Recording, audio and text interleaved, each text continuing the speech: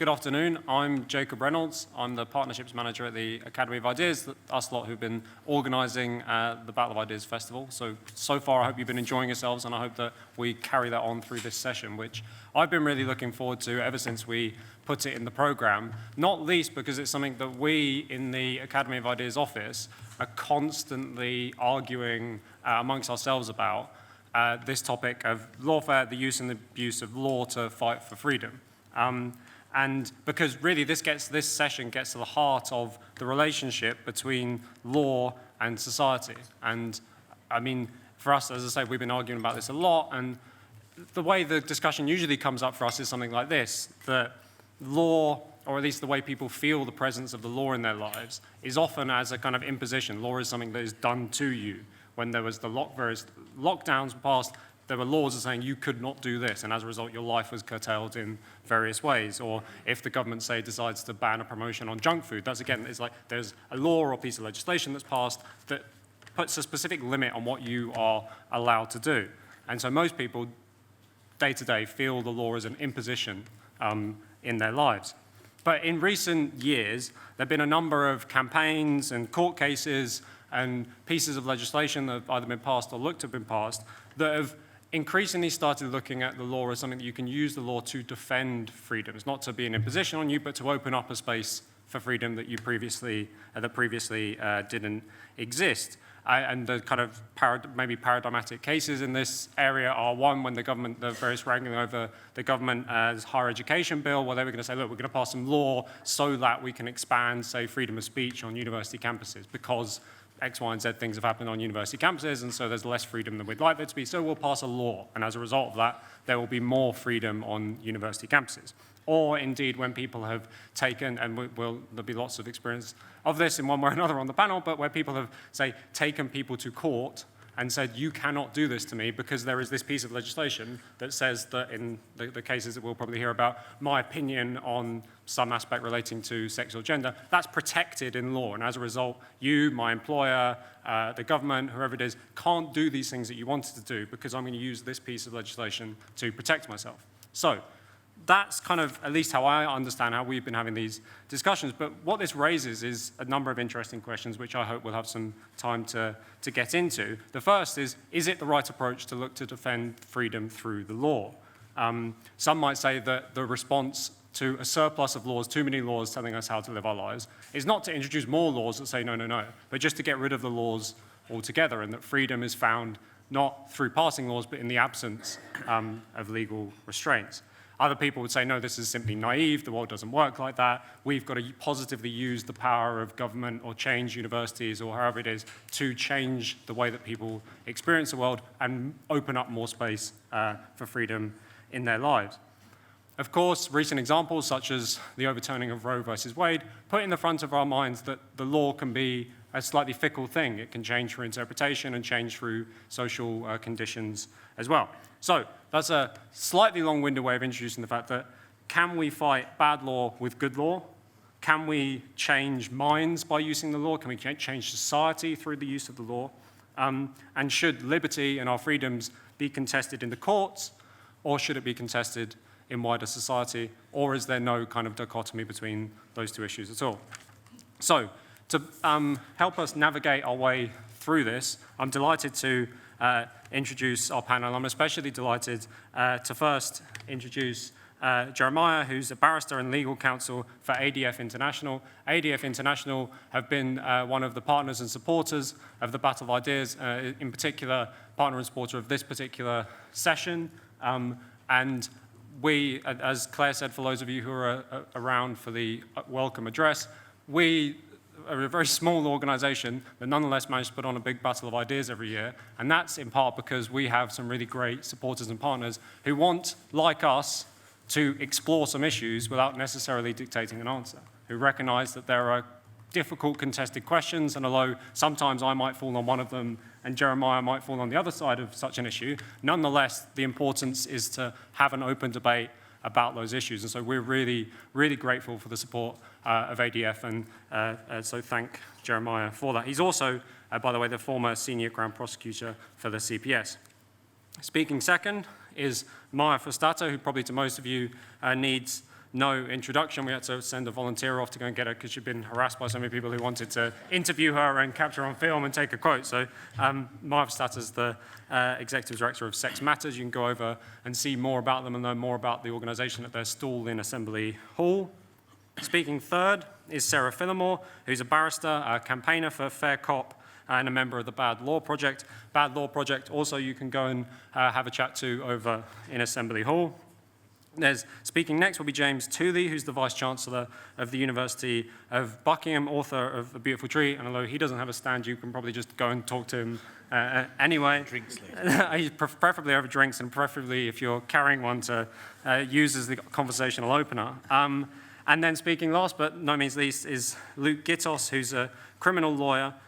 He's the author of a great book called Human Rights, Illusory Freedom, which I recommend to you all. I was literally just telling him that I had to buy another copy because I lost my first one. He's also written extensively on issues related to the law and freedom for the online magazine Spike. So we've got a hell of a panel.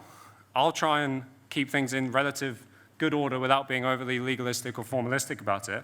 But without any further ado, I want to hand over to Jeremiah, who's going to kick things off for us. Brilliant. Thank you very much, Jacob, and thank you, Battle of Ideas, for securing precisely the kind of conversations that we ought to be having and we desperately need. The first thing I think I want to say is I think I disagree with the premise of the question and of the topic, at least in part. I don't see there being a clear demarcation between the law and culture, because I think the law is properly seen as part and parcel of the culture. So I don't think a focus on lawfare can be seen as either a remedy or an evasion in such binary terms. Holistic cultural engagement requires a focus on the law and winning the hearts and minds of people through debates like this. That said, I have 3 quick points. The first is that we have lost a culture of debate and engagement with the law, and I think we actually need law to restore that culture. So we see this lack of engagement with the law, particularly as it relates to fundamental rights. We lack or have lost, we've lost our human rights culture, the culture where we understand intrinsically and we volunteer in conversation about fundamental dignity, equality, and freedom, and how that relates to our humanity. We've lost that culture.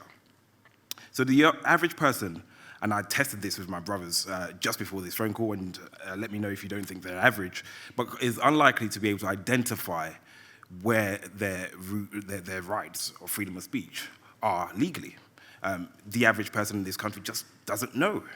And I think that actually is a symptom of a deeper problem of a lack of human rights culture, especially in regards to equality, freedom, and dignity. But even this one of the reasons why this may be the case, perhaps, is that in the UK we have, in the English legal tradition, presumes freedom. That is the starting point. Freedom is presumed, unless the law clearly says otherwise. But we saw last year in the COVID regulations how that long-standing and delicate principle was automatically, essentially reversed with little to no pushback. And so I do think that, particularly in light of how stale society has become on the issue of fundamental rights, I think that we need to reignite a conversation, a national conversation, using the law, perhaps to introduce a bill on freedom of speech for the dual purpose of re-engaging the conversation on public rights and also educating the public as to what is rightfully theirs. So my second point is that the law plays a vital leadership role in shaping the culture, particularly in times of moral and social decay. Before anyone cries, as was in the provocation, something's wrong, we need to change the law, there would have been numerous attempts to change policy, to change practices, to change the culture, whether it's in a workplace, whether it's in the public square. On most occasions, before the law is seen as a tool for change, it's because culture has collapsed. And universities present a perfect example of this. We've seen countless disturbing instances of cancel culture with zero accountability. We were proud to assist Julia Rinkiewicz, a midwifery student who dared to share her pro-life views and was, as a result, suspended from her midwifery course. She missed a year of education and eventually left midwifery as a whole. So these, and we've also seen student societies being disaffiliated simply for expressing their Judeo-Christian beliefs. And we've seen academics, as more famously, penalized for their gender-critical views. So we wholeheartedly support bills like the Higher Education Freedom of Speech Bill for the simple reason that the culture in universities has reached such a point of significant decay that it now has and has taken on the form of existential, of dealing and touching on existential issues of human rights. So my third and final point is that at the present time, without the leadership of the law, we leave ourselves exposed to what I call the tyranny of policy and surrender some of the basic aspects of our humanity. Now, a good example of this was in 2013. Some of you may remember there was a huge campaign called Feel Free to Insult Me. It was a combination of LGBT activists, Christian organizations, and Rowan Atkinson. And he, and the campaign essentially said that public order legislation should have no room for criminalizing people who merely insult other people's feelings. And they were successful. Then Home Secretary Theresa May removed insulting speech from Section 5 of the Public Order Act. But what we've seen since is, soon after that, the CPS changed the policy, changed their guidance and said that freedom, what was previously prosecuted under insulting, can now be prosecuted under abusive. And we've seen no change in effect in laws in the public square. We've seen street preachers arrested. We've seen old ladies seeking to help women outside abortion centers arrested. We've seen people, comedians arrested, and clearly frustrating the will of Parliament. So in conclusion, I think we do need the leadership of the law so far as it pertains to fundamental rights, precisely because the cost of a failed protection of fundamental rights is too high. When the culture has no internal system of accountability, then it's for the law to take the stand. For example, not many are aware that thought crime exists in law in 5 places in the UK: Birmingham, Bournemouth, Richmond, Ealing, and Manchester. And that is taken the form of criminalization of silent prayer. So when the frontiers of freedom of speech, can you wrap up? Yes, Yeah. when the frontiers of freedom of speech are not properly protected, it then leads to something more existential, such as freedom of thought. Thank you.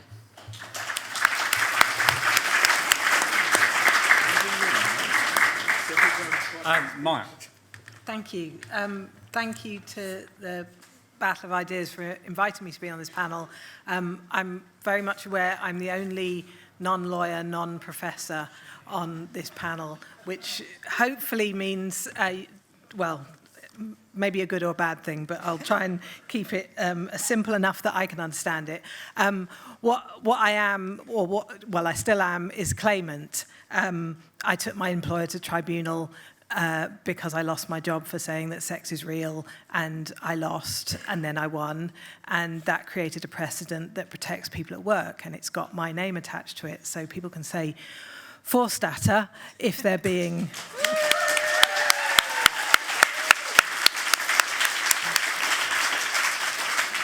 harassed or discriminated against for almost any belief, but particularly beliefs about sex and gender, and it works like Expelliarmus. It makes the dementors go away. So I'm very pleased with that outcome. When I started all this, I had a sort of generalized respect for freedom of speech, but it was a kind of a good thing, a theoretical good thing. Now, having been through this over the past 3 years, I feel it in my gut, and I'm an absolutist about this, and I think lots of people have been on that journey. My case was about the completely ordinary belief that a man is not a woman. And this is important for so many reasons, but it's really important for freedom of speech and freedom of belief because it's so hardwired. I mean, I look out at this audience and my brain's going, man, woman, man, woman, man, woman, and I can't stop it. We can't stop perceiving that people are male or female, and if we're told we can't say these things, we have to stop, put something between our brain and our mouth. It's fundamental that we need to be able to talk about this. So now I'm a single-issue campaigner. I co-founded Sex Matters, the campaign for clarity on sex in law and policy in the UK. And we're a human rights organisation because we think that the way to solve this is by looking at everyone's universal human rights, and we think that the ability to talk about sex clearly is fundamental to protecting people's human rights. But we're not in the main a litigating organisation. We're not going to take lots of other cases. We might, but it's not the main thing that we do. And I think there's a danger that, if you've got a hammer, everything looks like a nail. And I can tell you it's an expensive nail, and it's personally painful. So you have to decide on which cases to take carefully. And so I wanted to unpack this kind of lawfare thing a bit. I think about cake. So the top layer of the cake is judges' interpretation of the law, things like my case, my precedent. Then below that, or maybe it's part of that, is judges when they're called on to do judicial reviews, when they're called on to say whether an action by the government is lawful. Below that is the legislation, the democratic legislation that Parliament agrees, and below that is human rights. Maybe that's the plate that the cake rests on. So when we say, is lawfare a good idea, does that mean taking cases at the top level? Does that mean trying to change legislation? Or does that mean taking cases about human rights? But then obviously the cake's not just sitting there floating in free space. It sits on top of the material world. We can't change, whatever the law says about the meaning of the word man and woman, women are going to carry on having babies. Women are going to carry on being vulnerable to rape. Men are going to carry on being fathers. And that matters in all kinds of different domains. And whatever the law says, those things are going to continue to be true.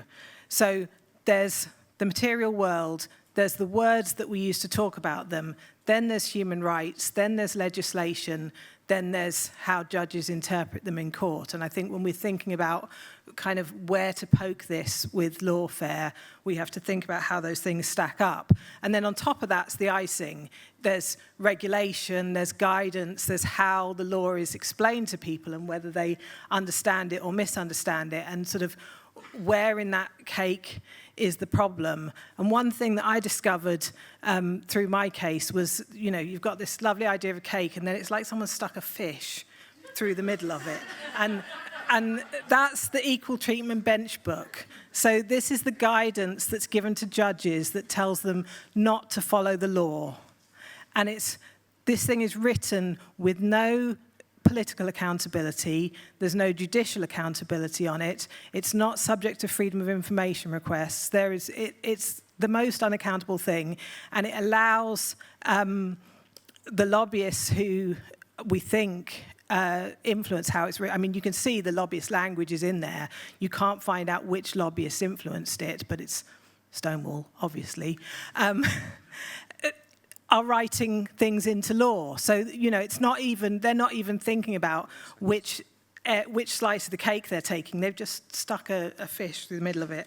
I don't know if that's a good legal idea.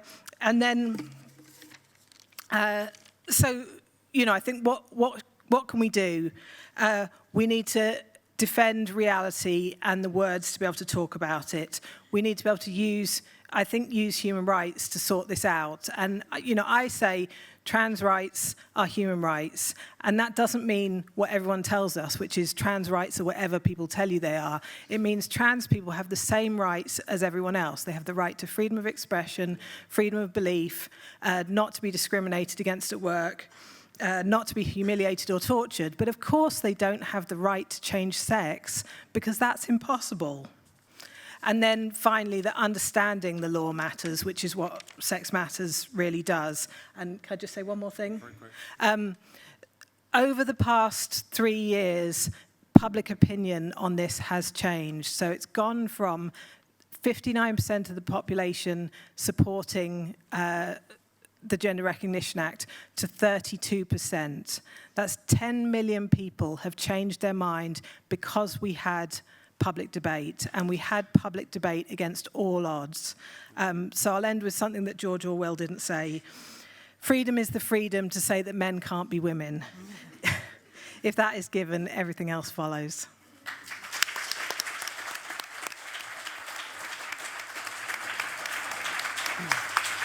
Thanks, Maya. Sarah, your opening thoughts. Thank you very much, and thanks also to Battlefest and the Academy Ideas for inviting me. I'm here before you today as a representative of both Fair Cop and the Bad Law Project. A very indefatigable member of Fair Cop has produced a spreadsheet setting out the amount that has been raised in crowdfunding over the last couple of years from people who weren't trying to create new laws, they were trying to protect existing laws and their fundamental human rights. The total of that spreadsheet is just over £3 million. And that will be the tip of the iceberg.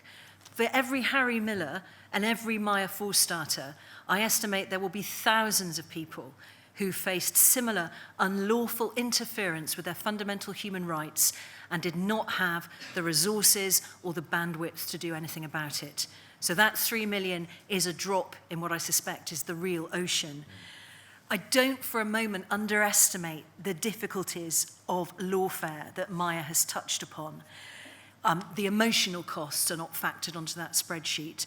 The sheer draining misery of these cases dragging on for sometimes years cannot be underestimated. But again, this isn't about changing the law. It's about protecting the law. This is an emergency response in a situation of emergency. If Harry Miller hadn't gone to the Court of Appeal, then the police will be able to knock on your door or at your workplace and come and check your thinking because you tweeted about Jenny Murray. If Maya Forstater hadn't stuck to her guns, all of us in this room, which I hope is all of us who believe that sex is a real thing, would be treated as equivalent to a Nazi. This is what we stood to lose, and this is why I'm a very firm believer in lawfare, even though I completely take on board the very valid criticisms that are made against it in terms of cost and delay. It's a nuclear option. It can't be used to make and sustain societal change. I mean, people have tried to do that with the law, and it never works. I just give you the poll tax riots, for example. Law that is imposed on people without their consent doesn't tend to bring about obedience, it brings about insurrection. The principle of legitimacy is very important here. But those rights and freedoms that we value, if they don't have the law backing them up, they are incredibly vulnerable, as we've seen. I didn't think that in my twilight years I would be campaigning for something so fundamental as freedom of speech. I thought that was a battle that we had won many years ago. Remember, the lawyers who drafted the European Convention on Human Rights were primarily British lawyers, and we ought to have been so proud of that legacy that we gave to the whole world, and instead we've set it on fire. And it's taken individuals with that courage and resilience to get these matters back before the court. And I appreciate it's taking a long time. I was very naive. I thought when we had Maya's case and Harry's case that sanity would be restored because these are rulings from the Court of Appeal and the Employment Appeal Tribunal. They are hefty, weighty decisions which carry a precedent. But I'm afraid that still every day the Bad Law Project is now writing to one police force or the other saying, you've just tweeted something unlawful, could you stop it please, or we'll take you to court. But what's different this year than say 2 years ago is that they're actually listening to us now and they're making the changes. We shouldn't have to be doing it. We shouldn't have to be standing over them with a big cudgel, mark the law, but it is working. So I'm always going to be a very proud defender of lawfare. It's an emergency response. We can't be rushing around taking everyone to court every waking minute. I accept that. But when it's needed, it is the only thing I think that will do. And the fact that it's actually taking us such a long time, I don't think is a criticism of lawfare. I think it's underscoring just how essential it is, because that is the only weapon that we, the individual citizens, will have against the state or against the arrogance and corruption of employers such as Myers, who are so convinced that they know the law and they're on the right side of history that they don't even bother to read it. So I would, as a final note, I would say to all of you, there's about 200,000 non-crime hate incidents reported. There's a very big chance that a lot of you in this audience have one recorded against you and you will know nothing about it. So my plea to you all is make a subject access request to your local police force and find out what they've got recorded against you. And if there is anything, bring it to the Bad Law Project and we will get it removed, because we are going to carry on using this cudgel until we are finally vindicated. So I stand here very much in favour of lawfare. Thanks, Sarah. Press this, yeah? 9. Don't press the 9, don't press it. And thanks for that. James, over to you. Thank you very much indeed. It's a great privilege and honour to be on the same panel as everyone here, but particularly Maya, although I did take great exception to being lumped together with the lawyers. I see professors and vice-chancellors as a very distinct category in Maya, and I see us as being lumped together as both development experts, so please don't put us with the lawyers. Now, my argument is very specific, though. It's very specific about higher education. And I love the way you use cakes and fish. I can't be quite as prosaic as that, but nonetheless, I shall start with an honorary doctorate, okay? In the summer, the University of Buckingham gave an honorary doctorate to Dr. Tony Sewell. And we were rewarded for this, or I was rewarded. A columnist for the Daily Telegraph wrote that this showed outstanding moral leadership on my behalf. It's a wonderful accolade. I carry it with much pride. But what was the story there behind Dr. Tony Sewell, who incidentally I just read today is going to be Lord Sewell. He's being ennobled. He had worked for many years serving disadvantaged kids in the inner city, and for his dedicated charitable work, the University of Nottingham, which was his alma mater, they were going to award him with an honorary doctorate. They offered him this honorary doctorate. And then the news around the Commission on Race and Ethnic Disparities, which Tony Sewell was chairing, came out. Students got upset. It sparked controversy with the suggestion that, amongst other things, the claim this country is still institutionally racist is not borne out by the evidence. And they had a huge amount of evidence to show there. And so Nottingham withdrew the offer of the honorary doctorate, wishing to avoid political controversies, I was told by the Vice-Chancellor. I wanted to award both his charitable work and got the feeling that his work on ethnic minorities and so on had intellectual merit, and that controversy is part of the cut and thrust of academic life, and so we gave him the honorary doctorate. For my pains, I was trolled, but so was the Nottingham Vice-Chancellor too. So the question for us today, for me, is, would it have been better, in this very simple, not quite cakes and fish, but a very simple case, would it have been better if the law had got involved? Would it have been better, for example, if Tony Sewell had sued the University of Nottingham for not giving him his honorary doctorate?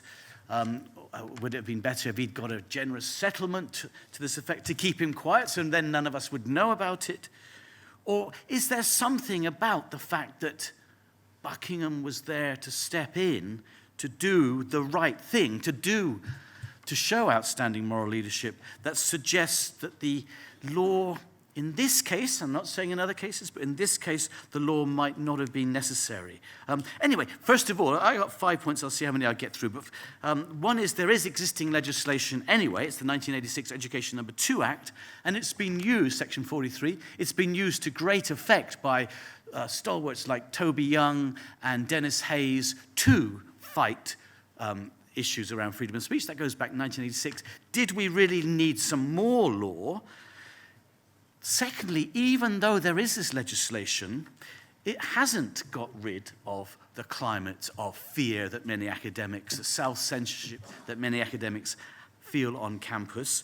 So why is that? And is it perhaps because, unlike, present company accepted, but most people who fight a case are more than happy to sign a settlement agreement and remain anonymous and go away with, laughing all the way to the bank. I've been tempted with that myself at times, and I remain a poor man. But nonetheless, but then why is there still this culture of fear?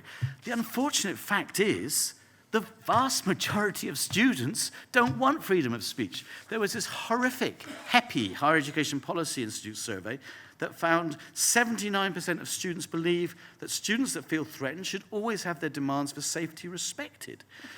61% said students should ensure all students are protected from discrimination rather than allow free speech. These are pretty frightening statistics. Look, I was crazy when I was a student as well, a teenager, and I got into living Marxism. That's why I met Claire Fox, But the idea there is young people don't want the freedom of speech. But most importantly, and I'll finish on this, and I've got other points to come. Most importantly, there is, call it what you like. The marketplace of ideas is a term I like. But if you don't like markets, maybe it's a community of universities, whatever it is, that is not uniform. And what I think the cure is to this, in this case only, is for universities like Buckingham to stand strong for free speech, academic freedom. I don't shout about it enough, but I've just been Vice-Chancellor 2 years. I'll be starting shouting more and more and more. Incidentally, I'm funding the drinks this evening, so you can come and thank me for that. We should stand firm and say we are in favour of freedom of speech, and if Nottingham's loss is that they don't award an honorary doctorate, we can benefit from that, and we can attract students. There's still 30% of students who believe in free speech. We can attract them to our universities, and even more importantly, other vice-chancellors can see, there is a model to follow here. We don't have to get sucked down that rabbit hole of anti-freedom of speech. We can do something positive. That's what I think is, those are some of the major points. I'll say more later if I have time. Thank you. Great, thanks so much, James.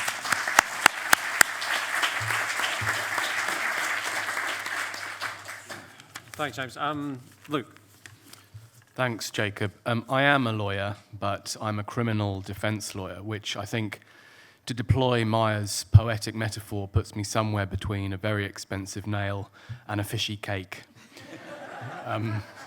Somewhere in between the two. Just a quick point in response.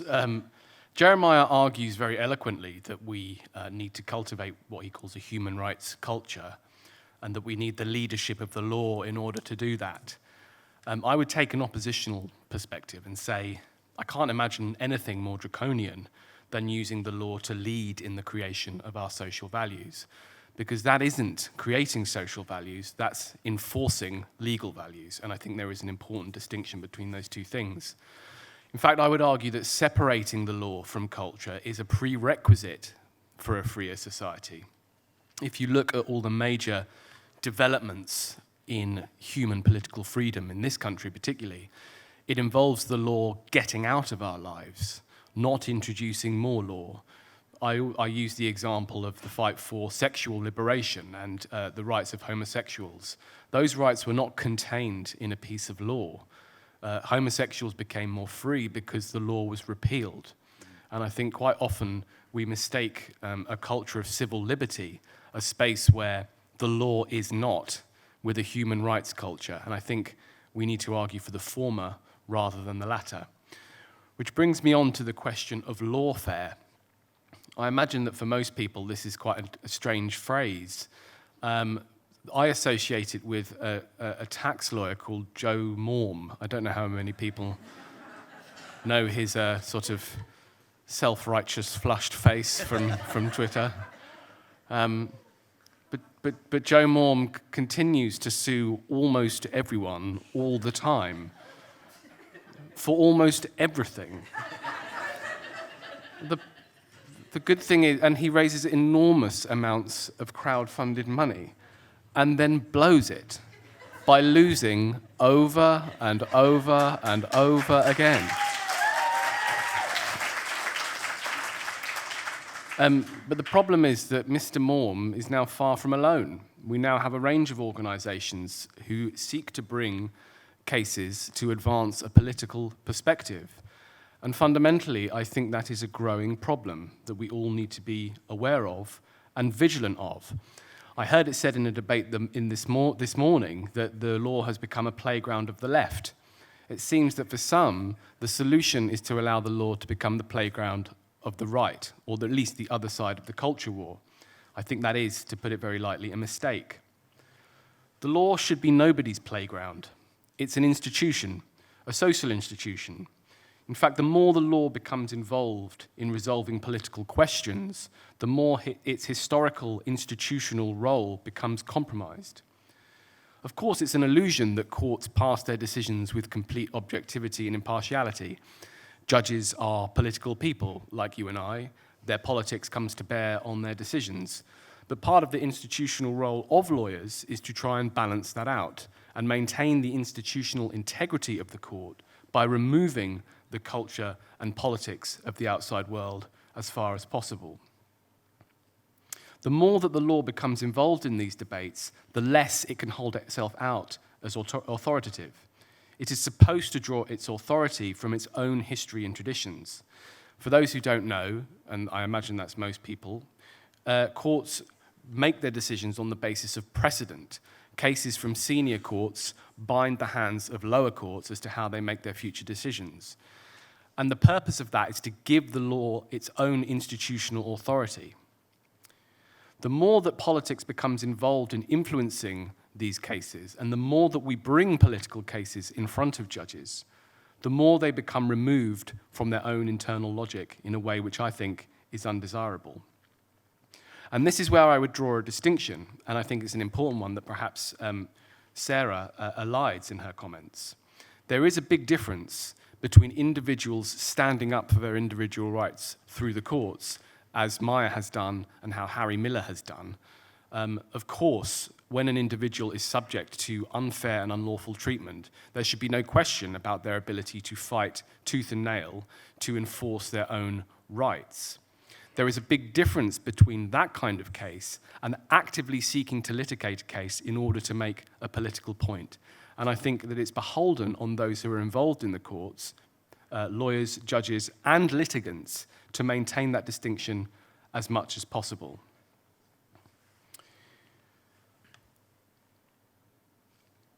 If we care about the authority of the law and the rule of law, it falls to all of us to ensure that the courts can maintain their institutional authority. It can't be left to the law to create a freer society. In fact, what we need to reclaim is the idea of removing the law as a route to a freer and more robust society. That means not relying on the courts and judges to make these decisions for us. In fact, there's nothing wrong with lawyers becoming more engaged in democratic debate, and that is where I completely agree with Jeremiah's comments. What we need is a culture of discussion, disagreement, and debate about the parameters of our freedom. And the more we have that discussion outside of the courtroom, the better. Thank you.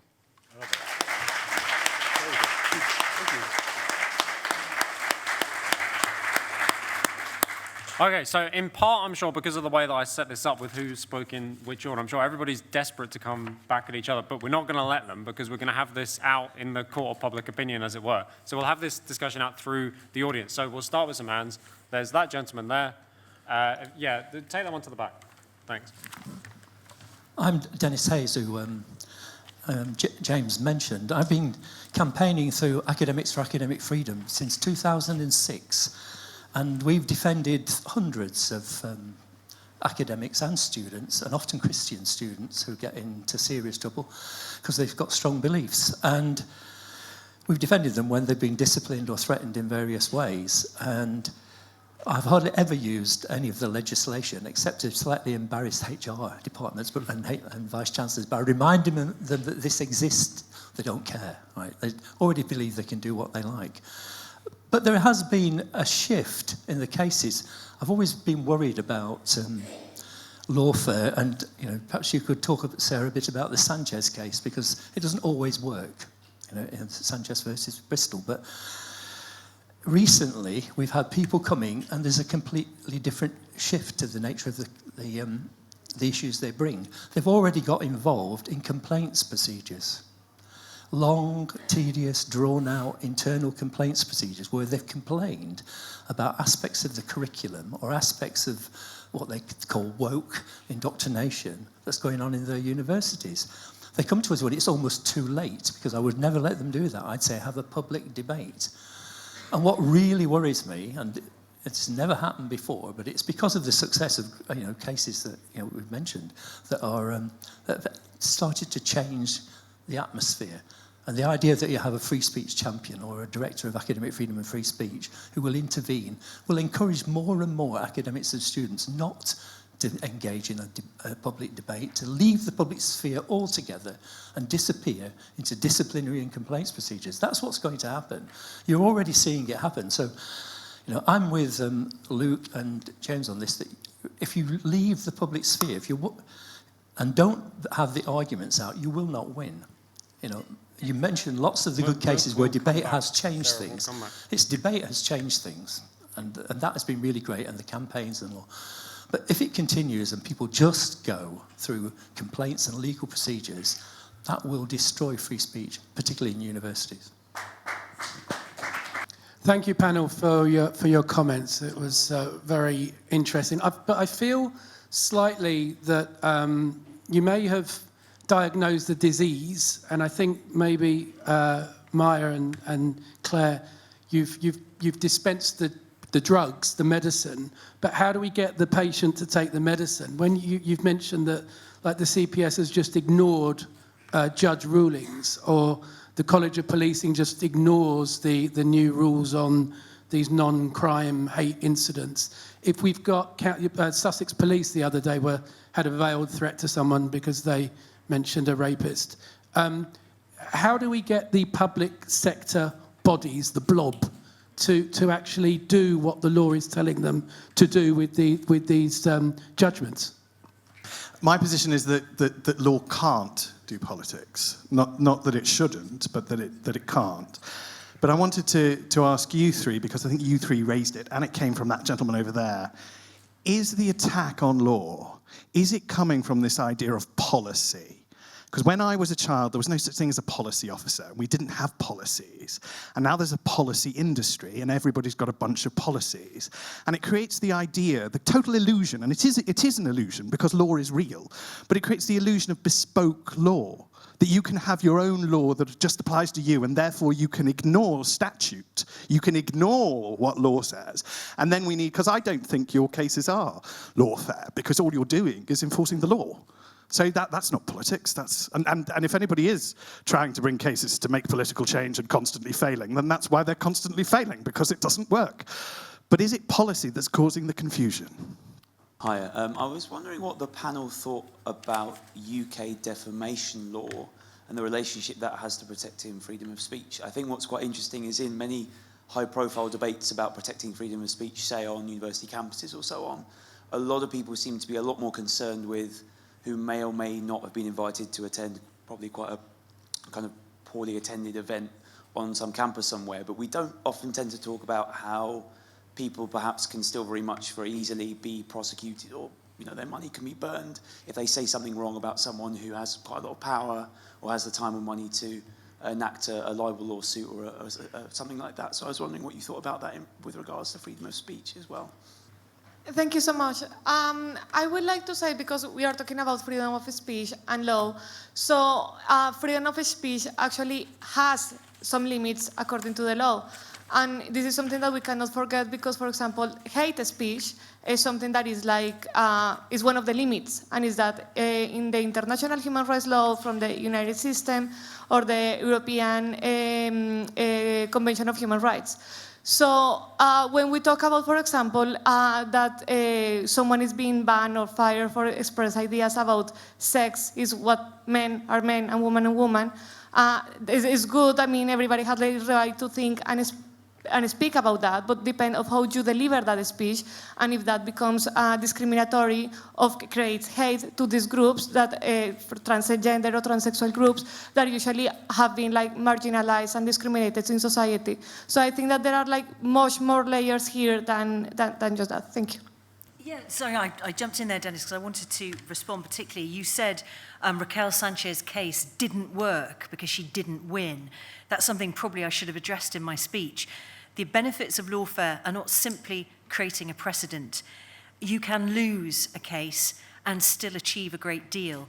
Thanks to Raquel, we now know that Bristol University offered a job to the person who had harassed and threatened her. Now, that's not nothing. That sparked a conversation. I'm sure that woke a lot of people up. So I think we've got to be very careful in saying, well, what works? If what you're wanting is a clear win and 100% of your costs, well, no, lawfare is not going to get you that. But I want everyone to, on Monday, if you've got the time, follow tribunal tweets on Twitter, because I will be appearing on behalf of a social worker at a fitness to practice hearing. Now, I don't care if I win or I lose that hearing. What I care about is the submissions that I've written will be published, and everybody will know exactly what this regulator has done. Win or lose, I will count that as a victory. And I do think lawfare is a mechanism of getting these cases into the public and having public debate. So that will be my response. Thanks, Sarah. Jeremiah, can I come to you next? Well, just to pick up on the comment on policies and whether or not, what would we do about policy, I think that actually combines the heart of the issue. We see in universities, the vast majority of complaints that come out of universities focus on the fact that the law requires you, the university or the student union, to do something about harassment, to do something about intimidation, to do something about abuse or hate speech. And then when you dig deeper, you realize, for example, that there is no legal definition of hate speech. You have a definition agreed by the police and the CPS that hate speech is any offence that's perceived to be motivated by hostility. So it's a misleading understanding of the law, entrenched in policies, leading people to be active and claim some level of certainty about what the law actually says. And then you have lawfare in response to an erroneous understanding of the law. Just to pick up on Luke's point as well about draconianism. So I agree entirely with what you said, Luke, apart from there being a proper place for the law when the issue itself, the cultural issue that you're trying to deal with, is draconian, then I think it's quite right for the law to essentially embrace the inherent first principles that allow for the freedom that you were referring to the freedom of speech and natural. So that might look at times like a great repeal bill or a freedom of speech bill that engages on the first principles. But I think when the culture itself is draconian, then it's not draconian for the law to intervene. Thanks, Jeremiah. James, some thoughts? Yeah, responding to Dennis Hayes's points. Please be very clear. I'm focused on a very narrow area of higher education only, and I'm not necessarily saying the same applies to other areas and to other panelists. I know my limits in terms of what I can and cannot understand. And the Sanchez case, I think, is interesting, and I don't want to talk about the details, but I think what you're afraid of, Dennis, is that people will use. James, will you give us a quick Sanchez case? Just in one line for the audience, in case people don't know. That is so mean putting me on the spot here, isn't it? No, this was, no, I can't do it. This is where a student at the University of Bristol, or an employee, tried to sue the University of Bristol because she said her well-being had been put at stake because she was put upon by trans rights activists. That's She was harassed and harassed, threatened, and Bristol University did not respond quickly or appropriately. I think they finally realised that they'd made an error. They made an offer of settlement, which I think is why Raquel lost. But they ended up offering, and I think have given, a job as a lecturer to the person who harassed and intimidated Raquel. But the really important point that Dennis wants to raise, I'm sort of blaming him now, but it's that she was trying to introduce, the lawyers were trying to introduce the idea that the university owed her a duty of care, and that would have been pretty terrifying as a vice chancellor if that sort of had been upheld, I think. Part of what my objection is to lawfare in this area of universities is because I value university autonomy. In fact, university autonomy is writ through my definition of what a university includes, which includes academic freedom, freedom of speech, and autonomy. And the more precedents in law, the more the law itself starts interfering with university autonomy, the more frightening it gets, in my view, for the way universities will be in the future. So I think that summarizes my views there. Okay, nice. Maya. I was going to answer the person who said, how do we get the public sector or these organisations to do this stuff? And I think a lot of the answer is in guidance. Because it's not, we haven't changed the law. The law is still the law. The law was always the law. But organisations have been missold what that law was. So a lot of the problem is in the guidance. And, organisations shouldn't have to work this stuff out. Individual managers shouldn't have to work this stuff out for themselves when a crisis hits, because that's where they get in danger of escalating the situation. What they need is, they need the kind of guidance that allows them to say, look, this is above my pay grade, this is how we do it, these are the rules, and sort of keep things calm. And I don't know if that's the same as policy. Policy, I think, just means how we do things. And, there are lots of things that you can do that are lawful, but as an organisation, particularly a large organisation, you have to have sort of how we do things codified. And so when I think about the sort of sex and gender, which is like literally all I think about, I will not give examples that come from anywhere else. When they first started changing sex on passports, the first example I can find is in the 1960s was April Ashley, April Ashley was a female impersonator who then transitioned and was the fiancée of a baron in the minor gentry, and basically the passport office did it because the baron asked. It was, the policy was, it's who you know, and it's gone from that to then being something that's written down and is done because you fill in a form, but actually nobody ever discussed it in Parliament, said, is this a good thing or not? It went from being a policy that wasn't written down to being a policy that was written down without ever going through democracy. Yeah, thanks. Luke, pick up anything you like. I was particularly, maybe you might touch on, in your opening remarks, you talked about that we need to kind of reclaim the independence or the authority of the law. But doesn't law just kind of like, this is the thing when I said we were grappling with this in the office, doesn't the law, isn't it supposed to reflect democratic practices ultimately? The authority of the law isn't in itself, it doesn't inhere in itself, it inheres in democratic practices that give rise to it. I'm sorry to put you on the spot, but this is because I don't know the answer to this one. You have a habit of this. You've just put James on the spot. So isn't the point here that do we not understand lawfare as people, yes, it's been politicised, and people need to reclaim it. We need to reclaim the democratic spirit of the law, and that's what's going on here, not a kind of over-politicising of the law. Very interesting point. I'm going to address the question at the back first, if I may, about UK defamation law. I don't know whether you've noticed this this trend on Twitter with people saying you've tweeted something wrong about me. I've informed my lawyer, remove it or I will be suing. I see it all the time. And I write for a magazine called Spiked, and Spiked is constantly being threatened with litigation by, I won't name them, but vacuous, airheaded celebrities who think that the magazine have published something false about them, and they're always wrong. I think this does connect to the lawfare point, because, and maybe this ties into Jacob's point tenuously, and that's that one function of lawfare is it does make us a little bit more litigious. And it makes us imagine that the law is the weapon that we can use to enforce our own ends. And that's why I'm keen to draw the distinction between someone defending themselves from unlawful conduct and proceeding with litigation for the sake of making a political point. So that's why I would be worried, Jacob, about the notion of democratically reclaiming lawfare and litigation. I mean, litigation is not a democratic process.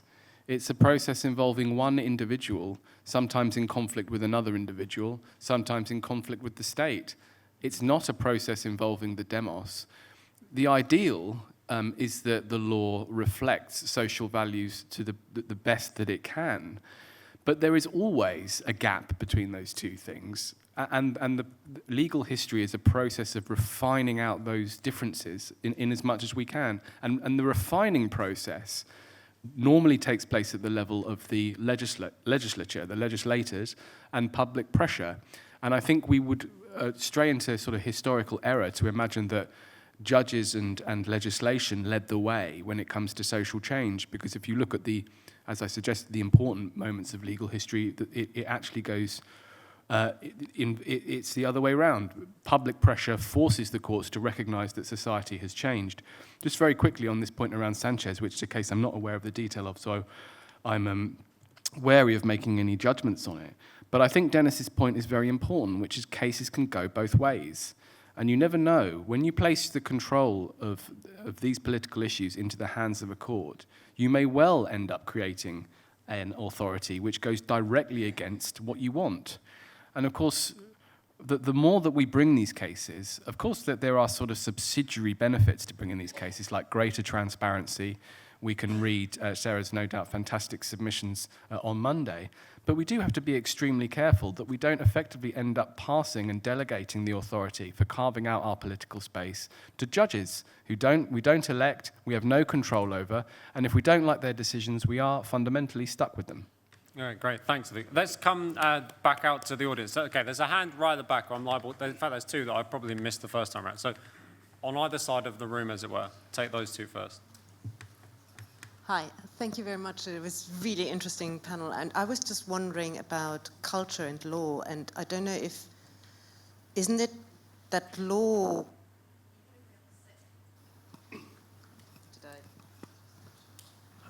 Hello? Oh, okay. Malfunction, me. Even if the law stays the same, if the culture changes, it actually gets interpreted differently. So, for example, I would say freedom of speech, because the culture has changed, or the value of freedom of speech in the culture. You know, we had sticks and stones, and now we have, "Ooh, don't hurt my feelies." I mean, sorry, I'm just, a little bit over the top here, but that the laws, although they stay the same, they will be interpreted differently. At which point, I don't know if law can actually force the culture. I think we should actually, if we have a problem with these laws, maybe we should look at the culture rather than the law, and the law would then be just basically the backstop if something egregious happens, like with you Maya question.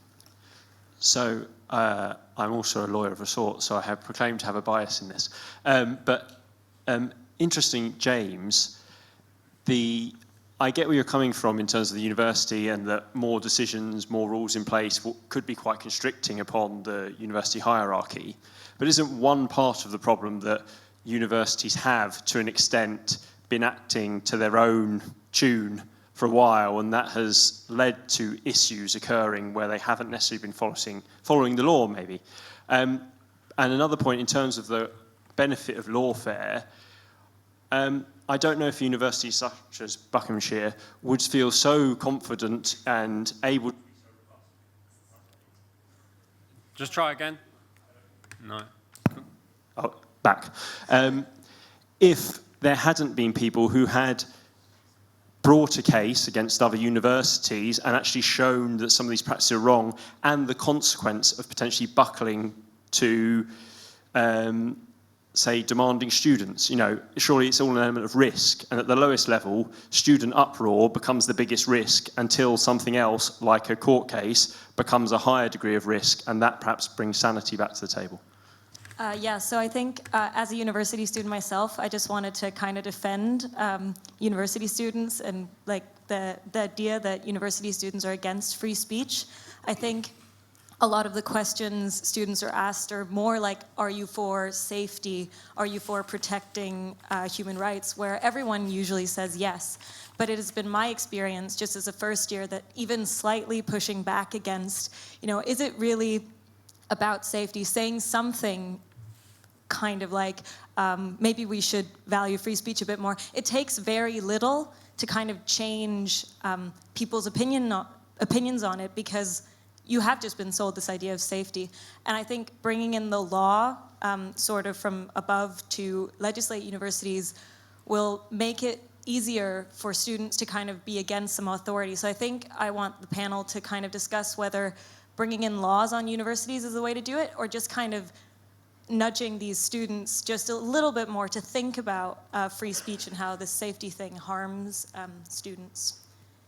Yeah, great. No, thanks. I like that as well. Not least because survey questions are always like very difficult to properly interrogate, and also not least because people take the lead from their institutions. And that's something maybe the panel can discuss about, especially with regard to James's earlier point about, do we not, instead of more legal cases, do we not need more alternative non-law institutions, the kind of groups that people around the table have set up, rather than kind of getting involved in law? I think we can tackle that. So there's that lady there. Then maybe we'll cut. Yeah, then let's take that hand, then we'll come back to the panel. Thank you, panel. My name's Marion Calder. I'm director and co-founder for Women Scotland.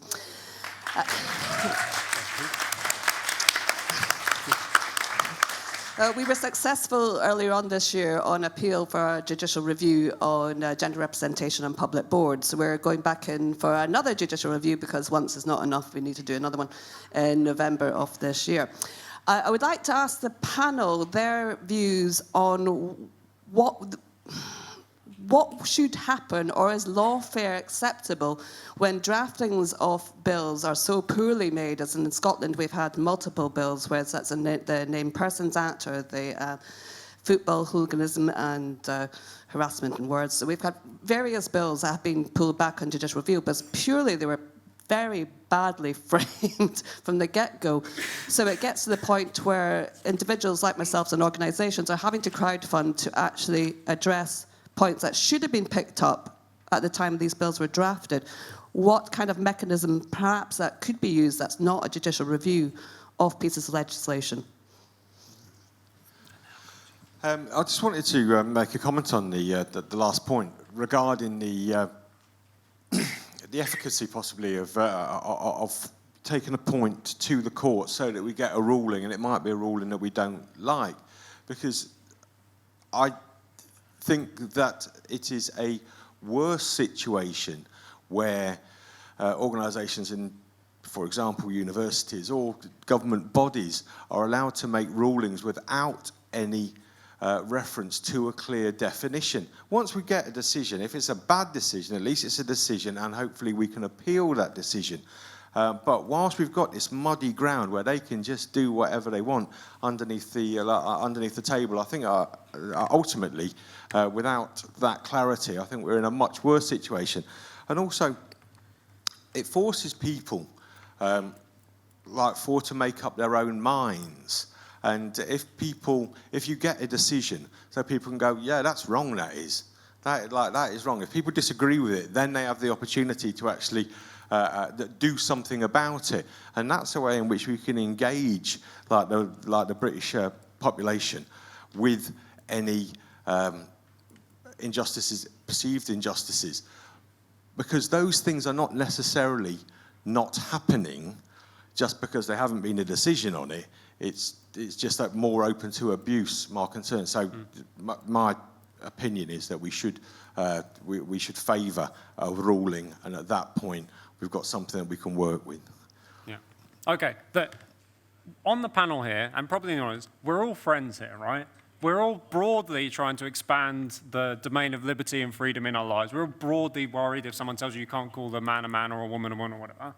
But I feel like the panel are doing a little bit too much skirting around the fact that there exists this big disagreement as to what the role of the law should be.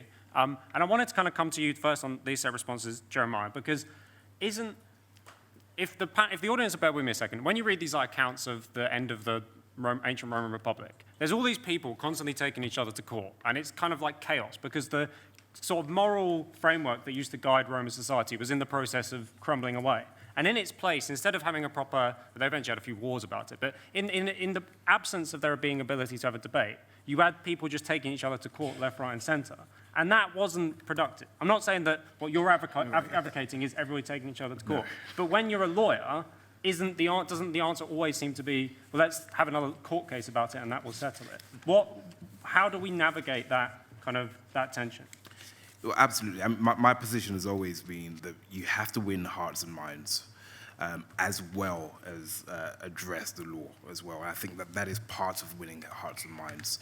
And I think we shouldn't underestimate the clarifying power of the law to allow people to determine which way they think society should go. So, the average police officer, for example, has no idea. And I saw this on a nearly daily basis as a prosecutor. No idea how to enforce free speech laws, laws that inhibit free speech. They don't know what is the boundary of abusive speech or insulting speech. And they need that guidance. And you look to the law and you see that actually it's completely bereft of giving anything to work with, and so they're forced to create policy. So I do think there's power in where there's clearly been a difference of opinion in implementing laws. Then the law has the duty to say, actually, this is the original intent of Parliament, which has created those laws out of democratic debate.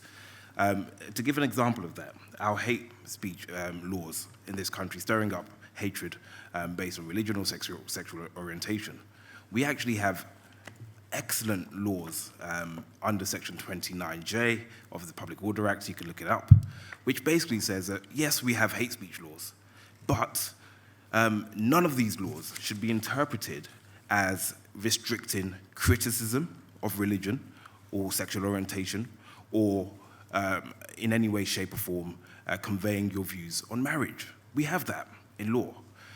What happens, however, is that because that provision only applies to stirring up hatred offenses, the vast majority of free speech inhibiting laws in criminal law are under a completely different provision, which doesn't have that same clarification. And lo and behold, that is the provision that is used to prosecute people the most. So I think we need to recall the clarifying power and I think duty of the law to make sure that people are aware of their when their actions will incur criminal liability. And the same applies in every other sphere of law as well. Yeah, thanks. And Sarah? Sorry, I want to jump in on the skirting around the issue point. I don't think anybody is skirting around any issues. I think what we've got here is a failure perhaps to be disciplined about defining the terms that we use. I am using lawfare in a very particular way. It's when your house is on fire, you get out quickly. You don't meet for a conversation in the kitchen about whether we go out by the back door or through the window or where do we put the spare key. You have to get out. Now, to say that without law there would be a Shangri-La of everyone meeting and discussing and sorting things out, I'm afraid is magical thinking. But I need to direct attention to the fundamental aspect of law. Look at the European Convention on Human Rights. There is no society in the world worth living in that doesn't have a functioning rule of law that protects those fundamental rights. And that is what I say lawfare should be directed to, because it's expensive, it's debilitating, it's time-consuming, and you don't want to risk getting stuck with bad law. But our house is on fire. If Harry Miller and Maya Forstater hadn't stood up, some fundamental human rights would have gone. And once they're gone, it's really tough to get them back. So I think probably the fault may be partly mine. I didn't define my terms, but I don't think anyone here is skirting around. You can't use the law to force social change on people. You had a brilliant confluence of social change and the law coming together about same-sex attraction, for example. So we go from Alan Turing being chemically castrated in the 50s to almost universal acceptance of same-sex marriage by 2013. And that happened because the law and people came together. There's always going to be a few random idiots who will deny people the right of same-sex attraction, and then that's when we bring the law in. So I'm sorry if people felt I was skirting around the issue. I maybe didn't define my terms sensibly enough, but I think lawfare is an absolutely essential tool in a state of emergency, which 2 years ago this was, and to some extent still is. Great, thanks, Sarah. Thanks for taking the invitation. Luke, I want to come to you next. So any responses, perhaps even on that, on the usefulness of human rights, but also anything else that's been kind of touched on? I think Sarah's right that there can be a danger of kind of caricaturing what we call lawfare or misunderstanding what lawfare is. But I'd just make the simple point that the answer, I think, to the good law project is not necessarily the bad law project. That's a straightforward point in my eyes. The point about the muddy situation under the table I thought was well made. So this chap here in the middle. And isn't it better to have a ruling one way so we know where we are? And I think that gets to the nub of it. You remind me of Immanuel Kant, not for any other reason other than what you said. And Kant makes the point that if the law mandates the way you think morally, then you're not thinking morally at all. Because it's only in that muddy space where people are allowed to make up their own minds that moral thinking and moral conduct has the space to emerge. And I suppose that's the point that I'm trying to hit home. Of course, it gets more complicated when you're talking about a situation in a university where the policy might be unclear. You might have people imagining what the law is. There might be a great deal of vagueness around what the correct position is. But that's the reality of living in institutions and living in a society where we are free to make our own judgments. And the answer of how to fix situations that arise in that context is a complicated one, but it is one that has to be rooted in civil society, in meetings like this and in people like us making arguments, rather than seeking the law to provide a degree of artificial clarity. Because the law very rarely provides genuine clarity, and as Sarah suggested, it doesn't change people's minds. The problem still exists, it's just that you have a law that can then be used in a particular way. That doesn't mean, by the way, and Jeremiah makes a good point about police officers and free speech laws.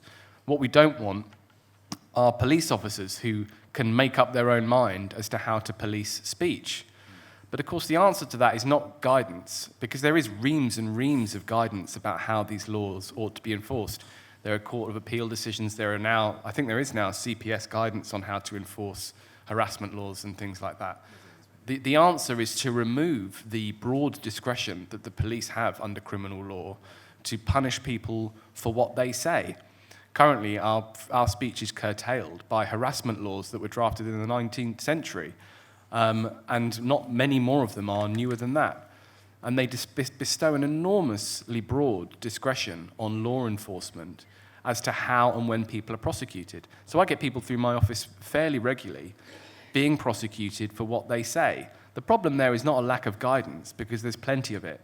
It's that we have broad laws on our statute book that punish people for what they say and what they think, and that needs to be changed. Thanks, Luke. Mike, can I come to you? Yes.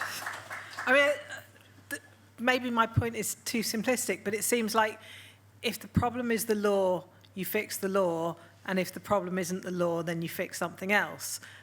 So what Marion was talking about, the law that Scotland is about to bring in, is going to be a huge problem. And the Gender Recognition Act, I think, is a huge problem. As it stands, is a huge problem. And, you know, when they brought it in, they said this is not going to affect people. And it turns out it did. I think there, you know, the problem really, really is the law. And I think it has, you know, whether in Scotland, because you don't have a second house, the way you have to deal with it is to take the government to court. You've got to take the government to court.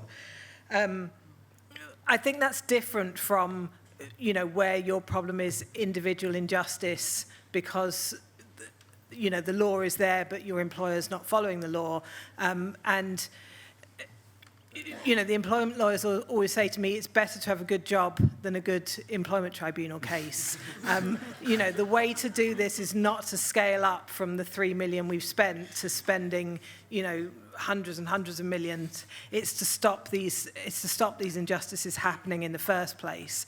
So one of the things that Sex Matters is doing right now, and you can pick up a postcard in the big hall, is asking people about their workplace experience. So anonymously, we've got a survey, and we're asking you, you know, what's your employer like? Do they make you put your pronouns in your bio? Do they you know, do they tell you that J.K. Rowling is a transphobe and you better not express the same opinions? Or, you know, have you been harassed and discriminated against? Because I think just being able to, you know, this argument, oh, what cancel culture? There isn't any cancel culture. We need to be able to expose that through court cases, but we can also expose it through numbers and data. So I'd encourage everyone here, even if you don't have a very big story, it's quite useful for us to know kind of which sectors are worse than others. So pick up a postcard and do the survey. It takes about 20 minutes, and it won't cost you anything. Okay, great. So James, and then we're coming out. Yeah. I enjoyed your comment. It's Mariam, isn't it, from Scotland? Yeah, and you were talking about the poor drafting of bills. In a way, this is one of the things I'm worried about when people try and use lawfare, as I understand it, making new laws or adjusting laws in order to address a problem.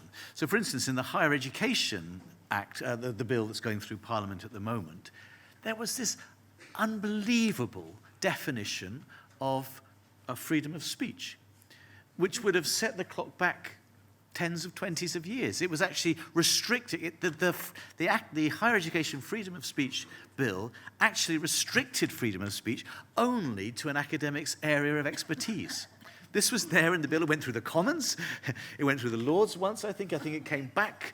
And finally, you know, after some pressure from various people, it was changed in the Lords, and that has now been the more acceptable definition of freedom of speech. But that's an illustrative point, isn't it? That if, you know, a layperson like me can see that is, you know, what is hidden in the Act which is going to lead to problems in the future.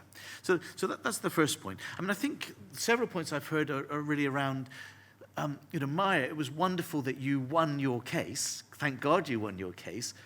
Had you lost, though, then we would all be in a very difficult position now, wouldn't we? That's the thing. Well, you know? I'd be going on to the Supreme Court. I mean, Yeah. I mean, And it you wouldn't might have have lost, stopped. you know. Yeah, I mean, thank God you will. But that's, people are saying we can't rely on this. And I think lots of people have been talking about this litigious culture. You were talking about, weren't you?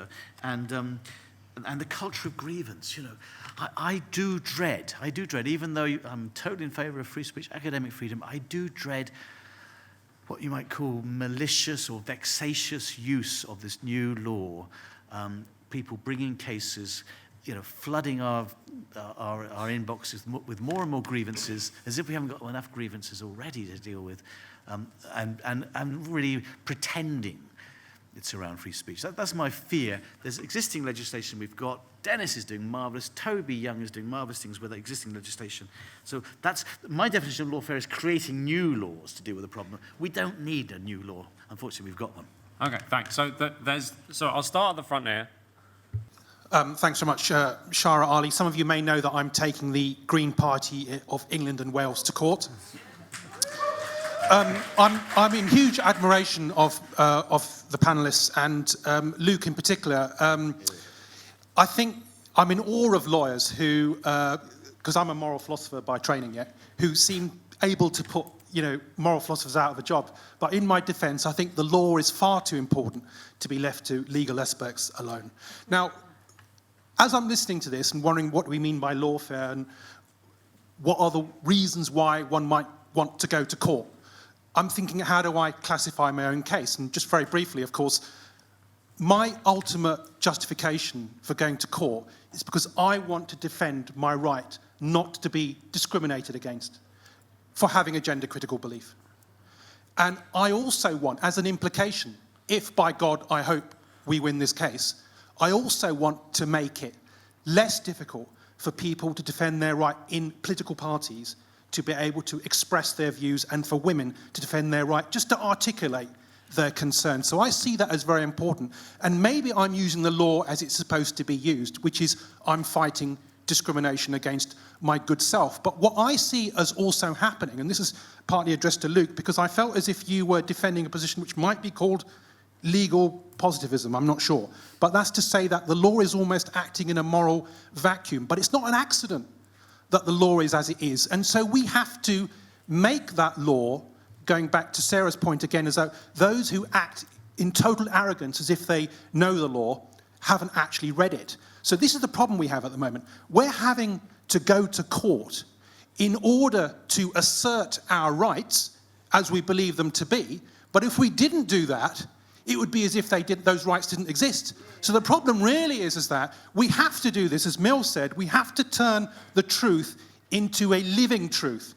Because those truths may exist, but they become dead dogmas if we don't act on our values and fight for those very things. Because even as I launched this court case in February, the political terrain and the legal terrain has changed. It's now become clarified that your belief in the immutability of sex, people say it's not a belief, it's a fact. Of course it is. It's a truth. But we've had to clarify that in law, and it's become a philosophical belief under the Equality Act. But that's been clarified. That strengthened my case. Thanks, so sure. What is lawfare ultimately? Is lawfare, it's not about settling scores. People aren't going to court to settle scores, by God, no. They're going to court to defend and assert their rights. And it's imperative that we do that, alas. Okay, thanks. Okay, so who's got that? Yes. Okay, so take that microphone to the back, yeah, and then there's this lady here. Hi, I'm one of the lucky people to be at the receiving end of the Good Law Project's activities. I'm Kate Harris from LGB Alliance. Jolien, along with Mermaids and 5 other LGBTQIA organisations, are acting together to try to have our charitable status removed. I just wanted to possibly lower the tone a little bit. I find that quite easy to do. In the sense that I'm not a legal expert, I'm not a lawyer, I'm not an academic. But when I hear my friend, I'm sorry, is it Dennis? I don't know, who's defending academic freedom. Yeah. And the panelist who talked about winning hearts and minds. I despair. I wish that was the reality. But I've been running LGB Alliance for 3 years now. I had no idea when I began what we were facing.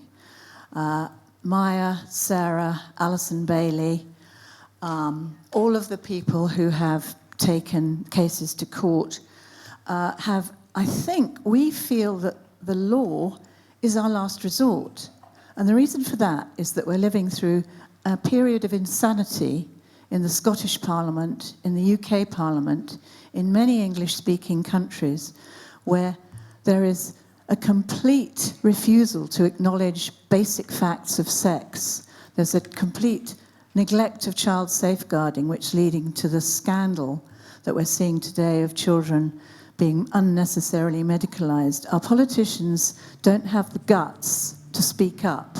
So for us, we're not allowed to speak on the BBC. We're not allowed to be in the media. We're not allowed to be in the public marketplace to speak. We'd love to be there. We'd love to be taking part in discussions. We are silenced. So for us, unfortunately, courts of law have been our only resort. Okay, thanks. Okay, so look, stop. We'll never finish if everybody claps every single point. They're all very good, I promise you. Right, so this guy's going to be the last person for the audience. The panel, because the clock was wrong, that's my excuse, are going to have a minute each to sum up, no more.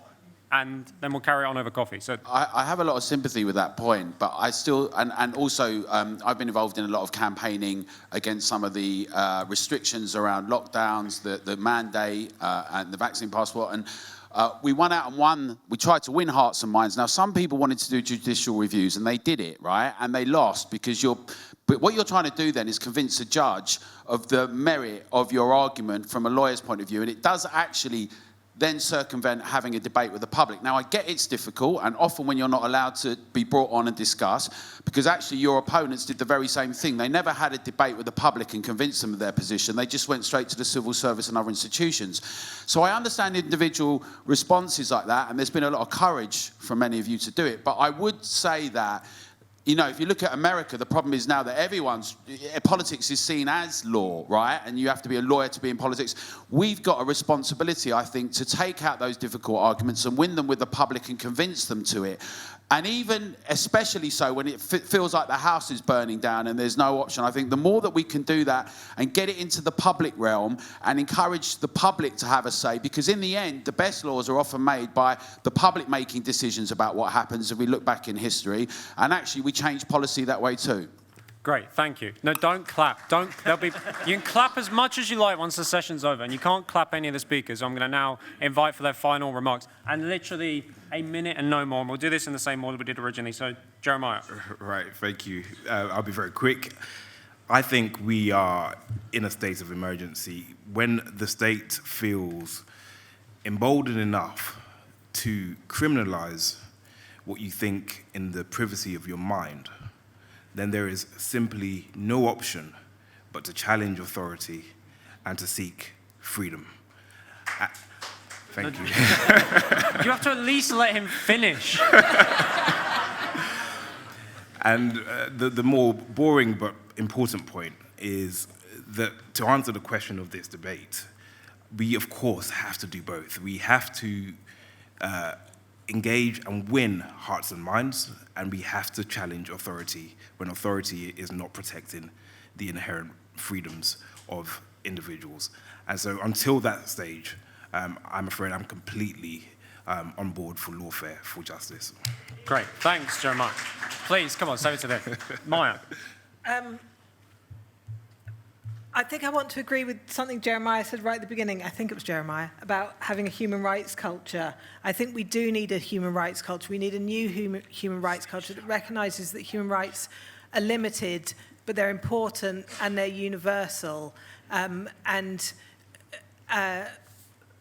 think, this panel, this event, this weekend has been brilliant in bringing some of these debates out into the open. And I think, using the human rights framework allows us to talk to people that we may disagree with on all kinds of things, but we can agree on the basic human dignity of being able to have freedom of thought, freedom of speech, and privacy to live your own life. Great, thanks so much, Maya. Yes, you finally started listening to me. This is brilliant. Sarah, your final thoughts. Thanks. What I've learned is I need to be very clear about defining my terms, because I think when I say lawfare, that means something different to other people.